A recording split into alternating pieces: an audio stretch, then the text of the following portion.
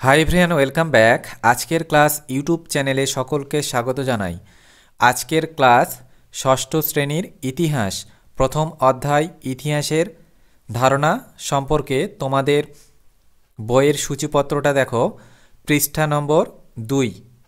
সূচিপত্রের মধ্যে দেওয়া রয়েছে প্রথম অধ্যায় ইতিহাসের ধারণা, পৃষ্ঠা নম্বর 2। প্রথম অধ্যায় ইতিহাসের ধারণা যেটা বইয়ে দেওয়া রয়েছে, তোমরা সকলেই ভালো করে দুবার রিডিং পড়ে নিও, তাহলে আজকের ক্লাস করতে তোমাদের অনেকটা সুবিধা হবে। আমি সংক্ষেপে মেইন বিষয়গুলো এখন আলোচনা করব।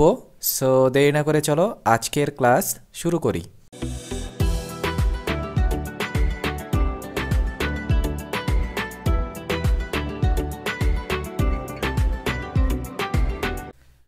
ষষ্ঠ শ্রেণীর ইতিহাস প্রথম অধ্যায় ইতিহাসের ধারণা।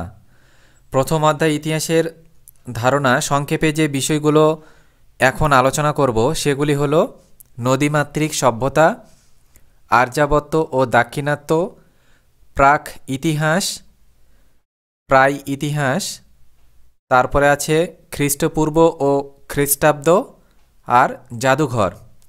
এগুলো সম্পর্কে এখন আলোচনা করব সংক্ষেপে। আর তোমরা দুইবার এই প্রথম অধ্যায়টা রিডিং পড়ে নিও। তো চলো শুরু করি। দেখো, প্রথমে আছে নদীমাতৃক সভ্যতা। নদীমাতৃক সভ্যতাটা কি? আদিম যুগে যখন মানুষের সংখ্যা বাড়তে শুরু করলো, তখন মানুষ খাদ্যের খোঁজে বিভিন্ন জায়গায় ঘুরে বেড়াতে লাগলো।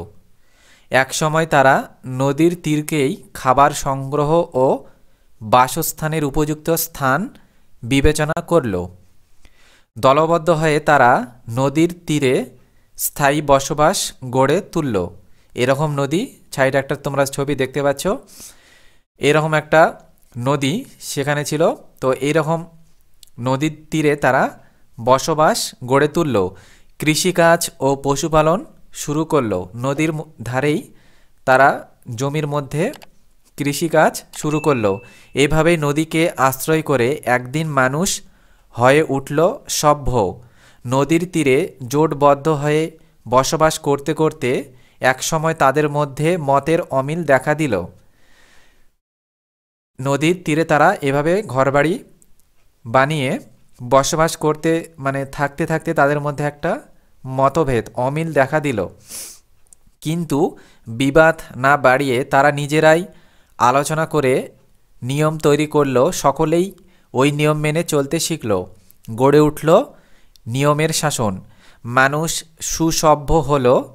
এই সুসভ্য মানুষ ধীরে ধীরে তাদের জীবনের প্রয়োজনের উন্নত চিন্তা ভাবনা করতে শিখল। তো সেই সময় তারা কি করলো? ঝগড়া না করে নিজেদের মধ্যে আলোচনা করে তারা সভ্য হয়ে উঠল। সভ্য, খারাপ যেটা আছে সেগুলোকে বাদ দিয়ে তারা একটা নিয়ম শৃঙ্খলা শাসন প্রতিষ্ঠা সেখানে করলো। এবং তাদের ধীরে ধীরে তাদের ওখানে গড়ে উঠলো একটা সভ্যতা। পুরনো দিনে এভাবে নদীর উপর নির্ভর করেই তৈরি হয়েছিল অনেক সভ্যতা। তাই পুরনো সভ্যতাগুলির কাছে নদী ছিল মায়ের মতো। বাংলায় মাতৃক শব্দের মানে বোঝায় মায়ের মতো। ঠিক আছে, বাংলা মাতৃক শব্দের মানে বোঝায় মায়ের মতো। নদী আমাদের লালন পালন করে। নদীর পাশে যেসব সভ্যতা গড়ে ওঠে তাদের বলা হয় নদীমাতৃক সভ্যতা। বোঝা গেল ব্যাপারটা? সেই সময় তারা নদীর ধারে ধীরে ধীরে সভ্যতা গড়ে তুলল এবং তারা একসঙ্গে সেখানে আলাদাভাবে একসঙ্গে থাকলো, কিন্তু আলাদাভাবে তারা একটা কি নিয়ম শৃঙ্খলা গড়ে তুলল।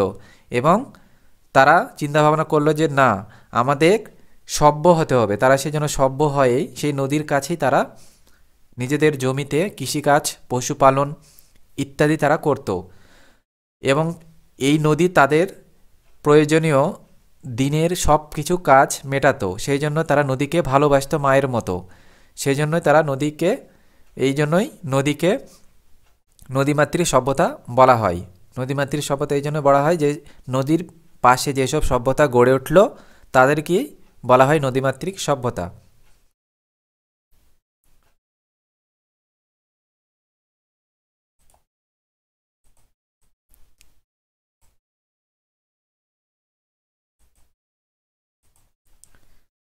তারপর দেখো নেক্সট নেক্সট আছে আর্যাবর্ত ও দাক্ষিণাত্য। ভারতীয় উপমহাদেশের মধ্যভাগে অবস্থিত বিন্ধ্য পর্বত ভারতবর্ষকে দুই ভাগে ভাগ করেছে, যথা আর্যাবর্ত ও দাক্ষিণাত্য। এক নম্বরে আছে আর্যাবর্ত ও দাক্ষিণাত্য। প্রথমে আর্যাবর্তটা দেখে নিই। আর্যাবর্ত হলো বিন্ধ্য পর্বতের উত্তর অংশ ছিল আর্য জাতির বাস, তাই এই অঞ্চলটি আর্যাবর্ত নামে পরিচিত ছিল। গাঙ্গেয় উপত্যকা অঞ্চলের কেন্দ্রস্থলে অবস্থিত আর্যাবর্ত পশ্চিমে সরস্বতী থেকে পূর্ব দিকের বারাণসী পর্যন্ত বিস্তৃত ছিল। তাহলে পূর্বে কি বললাম, পশ্চিমে সরস্বতী থেকে পূর্বে বারাণসী পর্যন্ত এটি বিস্তৃত ছিল। তারপরে আছে 2 নম্বরে দাক্ষিণাত্য। দাক্ষিণাত্য হলো বিন্ধ্য পর্বতের দক্ষিণ অংশকে দাক্ষিণাত্য বলা হয়। দক্ষিণ ভারতের তামিল রাজ্যভুক্ত অঞ্চল এটি, দাক্ষিণাত্যটা। তো দাক্ষিণাত্যের দ্রাবিড় জাতি বাস করত, তাই এখানকার ভাষাকে বলা হয় দ্রাবিড় ভাষা। আর্যদের প্রভাবহীন দাক্ষিণাত্যের বিশেষ করে কাবেরী নদীর দক্ষিণ অংশটি দ্রাবিড় দেশ নামে পরিচিত। দ্রাবিড় দেশ নামে পরিচিত ছিল। দাক্ষিণাত্য অঞ্চলটি বিন্ধ্য পর্বত থেকে কন্যাকুমারিকা পর্যন্ত বিস্তৃত। প্রাচীনকালে হিমালয় ও বিন্ধ্য পর্বত অধ্যুষিত ভারতীয় উপমহাদেশটি পর্বত শ্রেণীর নামে পরিচিত ছিল। তারপরে আসি, তারপরে এখানে আরেকটা জিনিস রয়েছে, সেটা হলো ভারতবর্ষের মানে উপদ্বীপ। তো ভারতবর্ষে 3 দিকেই ছিল সমুদ্র। পশ্চিমে আরব সাগর, আমরা জানি যে পশ্চিমে আরব সাগর, দক্ষিণে ভারত মহাসাগর এবং দক্ষিণ পূর্বে বঙ্গোপসাগর।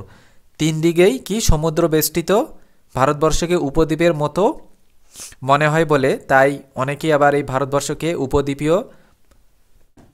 উপদ্বীপীয় পথ বলা হয়। এছাড়াও প্রাচীন ভারতীয় মহাদেশে ভৌগোলিক অবস্থান অনুযায়ী বেশ কিছু অঞ্চলকে সেখানে নামকরণ করা হয়েছিল।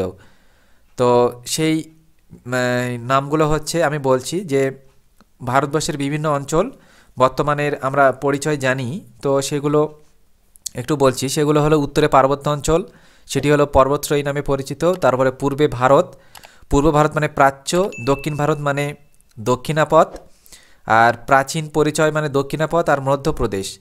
যমুনা থেকে ব্রহ্মপুত্র সমভূমি হলো মধ্যপ্রদেশ। পশ্চিম ভারত হলো প্রাচিত্য ও অপরান্ত, আর উত্তর পশ্চিম ভারত হলো উত্তরাপথ। ঠিক আছে। তো ভৌগোলিক অবস্থান অনুসারে পরবর্তীকালে আবার ভারতবর্ষকে 7টি ভূপ্রাকৃতিক বিভাগে ভাগ করা হয়েছে।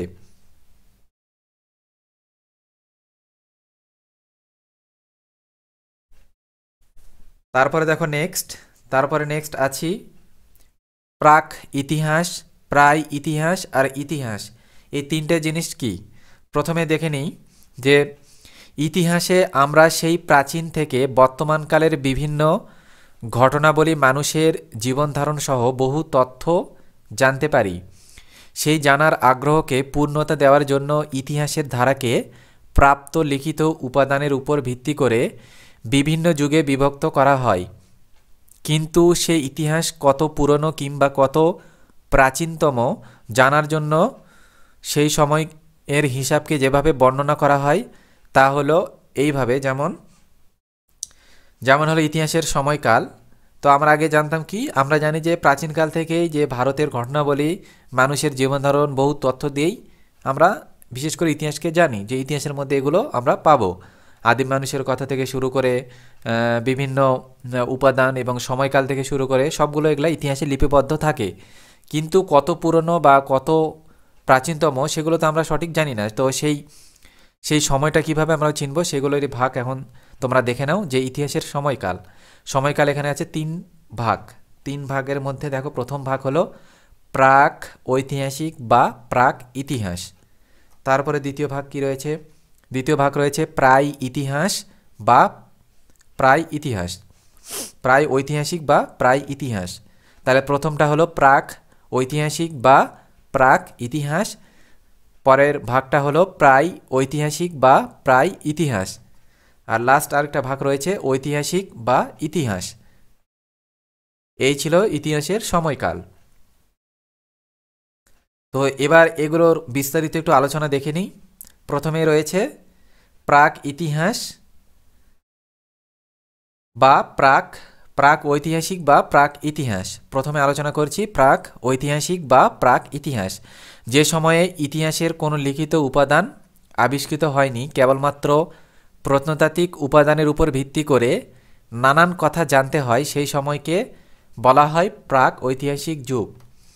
তার মানে বলছে যে এই সময়ে কোনো ইতিহাসের উপাদান আবিষ্কৃত হয়নি, কেবলমাত্র আমরা সেখানকার উপাদানের উপর ভিত্তি করেই মানে জানতে হবে। তো সেই নানান উপাদানের প্রত্নতাত্ত্বিক উপাদানগুলি উপর ভিত্তি করে যে আমরা জানব, সেই সময় যে সময় জানব সেই সময়কেই বলা হয় প্রাক ঐতিহাসিক যুগ।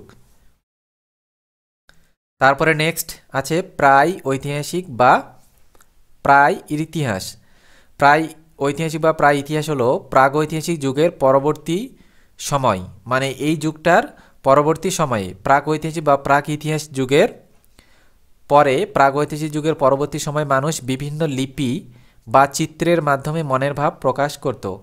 তারা তো সেই সময় কথা বলতে পারতো না, তো তারা মনের ভাব কীভাবে প্রকাশ করত? লিখে, লিপির মাধ্যমে কোনো পাহাড়ের গুহার পাথরের উপর তারা লিখে চিত্রের মাধ্যমে মনের ভাব প্রকাশ করত। ওই লিপিগুলির পাঠোদ্ধার সম্ভব হয়নি, সেই সময়কে বলা হয় প্রায় ঐতিহাসিক যুগ। তারপরে আছে ঐতিহাসিক বা ইতিহাস। ঐতিহাসিক বা ইতিহাস হলো প্রাক ইতিহাস ও প্রায় ইতিহাস কাল, এই দুটো কালের অতিক্রম করে যে সময়কার লিখিত উপাদান সংগ্রহ এবং তার পাঠোদ্ধার করা সম্ভব হয়েছে, সেই সময়কেই বলা হয় ঐতিহাসিক বা ইতিহাস। এই প্রথমে যে দুটো রয়েছে, এই দুটো প্রাক ইতিহাস ও প্রাক ইতিহাসের কাল, এই দুটো কাল অতিক্রম করার পরে যে পরের যে কালটা আসলো, সেই সময় যে লিখিত উপাদান সংগ্রহ হলো এবং পাঠোদ্ধার করাও গেছে, তো সেই সময়কেই বলা হয় ঐতিহাসিক বা ইতিহাস।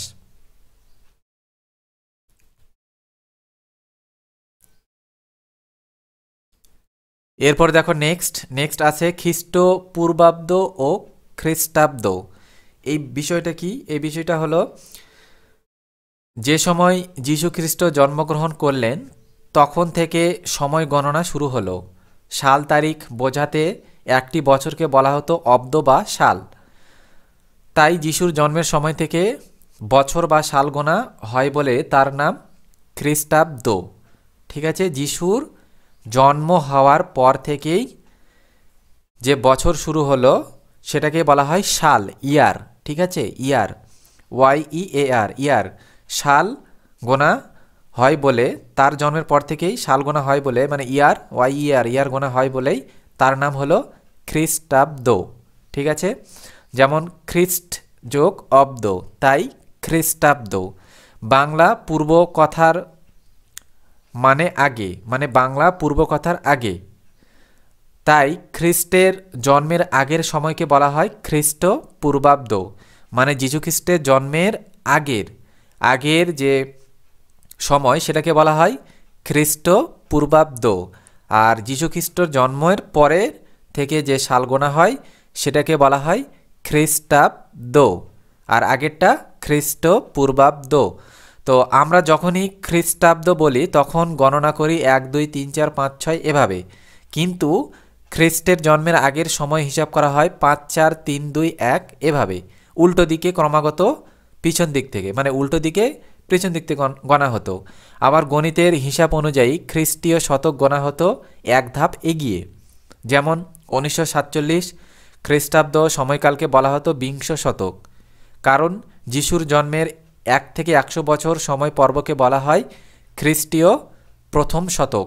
পরবর্তী সময় অর্থাৎ যিশুর জন্মের 101 বছর থেকে 199 বছর পর্যন্ত সময়কে বলা হয় দ্বিতীয় শতক। তো এইভাবে ভাগটা রয়েছে।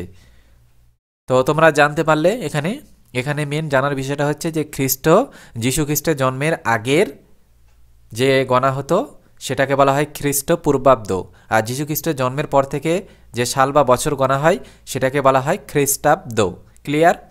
তারপরে দেখো নেক্সট দেখো খ্রিস্টপূর্বাব্দ ও খ্রিস্টাব্দেরই এবারকার ভাগটা দেখে নাও, যে 300 থেকে 201 300 থেকে 201 খ্রিস্টপূর্ব, এটা হলো তৃতীয় শতক। ঠিক আছে?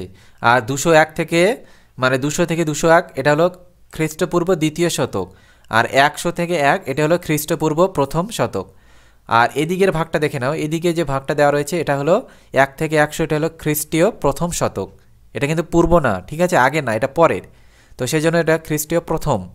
এটা হলো 101 থেকে 200, এটা হলো খ্রিস্টীয় দ্বিতীয় শতক। তারপরে আছে 201 থেকে 300, এটা হলো খ্রিস্টীয় তৃতীয় শতক। তাহলে আগের যেটা হলো খ্রিস্টপূর্ব, পরে যেটা হলো সেটা হলো খ্রিস্টাব্দ, সেটাই বলছে এটা। ঠিক আছে? খ্রিস্টাব্দ, আর পরে যেটা হলো খ্রিস্টপূর্বাব্দ, মানে আগে। আর এটা পরে হলো যীশুখ্রিস্টের জন্মের পর থেকে খ্রিস্টীয়, মানে খ্রিস্টাব্দ। এরপর দেখো নেক্সট রয়েছে জাদুঘর। জাদুঘরটা কি? জাদুঘর হলো ইতিহাস জানার প্রয়োজনে মাটির নিচে থেকে কিংবা মাটির উপর থেকে যেসব অনেক অনেক পুরনো জিনিস পাওয়া গেছে সেগুলিকে বলা হয় প্রত্নবস্তু। ঠিক আছে? ইতিহাস জানার প্রয়োজনে যে প্রত্নবিদরা মাটি খুঁড়ে বা মাটির উপরে যেসব জিনিসগুলো পাওয়া যায় সেগুলোকে বলা হয় প্রত্নবস্তু। সেই প্রত্নবস্তুগুলি যে পরিষ্কার ঘরে খুব যত্ন করে রাখা হয় তাকে বলা হয় জাদুঘর। সেই সব খোঁড়ার পর, মাটি খোঁড়ার পর যে জিনিসপত্রগুলো পাওয়া যায় সেটা তো প্রত্নবস্তু। আবার উপরেও পাওয়া যায় ভাঙ্গা অবস্থায়, বা বহু পুরনো বাড়ি, বহু পুরনো ঘর বা সংগ্রহশালা। তো সেগুলোকেই বলা হয় কি, খুব যত্ন করে সেই প্রত্নবস্তুগুলি যে পরিষ্কার ঘরে খুব যত্ন করে রাখা হয় তাকে বলে জাদুঘর। জাদুঘর শব্দের ইংরেজি হলো মিউজিয়াম। জাদুঘর শব্দের ইংরেজি অর্থ হলো মিউজিয়াম। মিউজিয়াম মানে জাদুঘর। আমাদের কলকাতা শহরে আছে বিরাট একটা জাদুঘর। এখানে ভীষণ যত্ন করে রাখা আছে অনেক অনেক প্রত্নবস্তু। তো তোমরা যারা কলকাতায় গেছো তো দেখবে ওখানে একটা জাদুঘর রয়েছে, মিউজিয়াম রয়েছে। সেই মিউজিয়ামে অনেক কিছু জিনিস সাজানো আছে, তো দর্শকদের দেখানোর জন্য ওগুলো রাখা হয়েছে। ঠিক আছে? এবং সেগুলো সরকারের স্পন্সর আছে। আর টিকিট, সেগুলো সেই মিউজিয়ামে যে কোনো জিনিস যদি আমরা দেখব তো তার জন্য কিন্তু টিকিট কাটতে হয়। টিকিট কাটলেই আমরা সেই জিনিসগুলো দেখতে পাবো। তো সেই জাদুঘরেই এই সব জিনিসগুলো রাখা হয়, যত্ন করে রাখা হয়। তো এখানে ভীষণ যত্ন করে রাখা আছে অনেক প্রত্নবস্তু। এগুলি হলো সেই যুগের বিখ্যাত রাজা রানীদের পোশাক। সেই মিউজিয়ামে বা জাদুঘরে অনেক কিছু জিনিস থাকে, যেমন রাজার মূর্তি থাকে, পোশাক থাকে, কয়েন থাকে, তারপরে বিভিন্ন মৃতদেহকে আবার সেখানে মমি করে রাখা হয় সেই জাদুঘরে। ঠিক আছে? মমি করে রাখানো হয়। তারপরে আরও অনেক ছবি, বিভিন্ন ধরনের পুরনো মূর্তি, এগুলো সবই সেই মিউজিয়ামে দেখতে পাওয়া যায়। তো এখন প্রশ্ন হলো যে স্যার, জাদুঘর বা মিউজিয়াম তো বুঝলাম, তো সেই জাদুঘর বা মিউজিয়াম তো আমরা অনেকেই দেখিনি, তো একটু দেখাবেন কি? তো ঠিক আছে, চলো, ওকে, আমি দেখাবো। একটু ভিডিও একটু তোমরা দেখে নাও যে মিউজিয়াম বা জাদুঘরের ভিতর কী রকম জিনিস থাকে। তোমরা এই ভিডিওটা একটু দেখে নাও।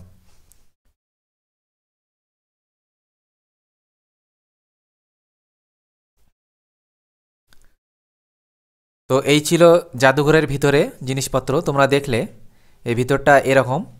তো বিভিন্ন জাদুঘর বিভিন্ন দিকে বিভিন্ন রকমভাবে সাজানো থাকে। ঠিক আছে? কলকাতায় শুধু জাদুঘর নেই, বিশ্বের অনেক অনেক জায়গায় সুন্দর সুন্দর জাদুঘর আছে, মিউজিয়াম আছে। সেখানে বিভিন্ন দেশের বিভিন্ন প্রত্নবস্তু রাখা আছে, মূর্তি থেকে শুরু করে বিভিন্ন অস্ত্র, তলোয়ার, পাত্র, এছাড়াও বিভিন্ন মমি সেগুলো সেখানে রাখা থাকে।